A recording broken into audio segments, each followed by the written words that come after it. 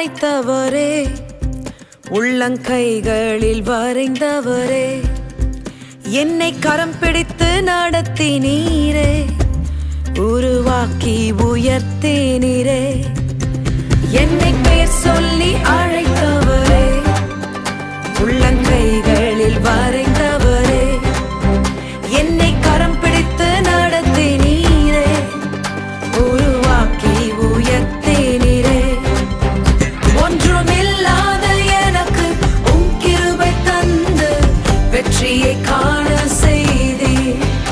ஒன்றுமில்லாத எனக்கு உம் கிருபை தந்து வெற்றியை காண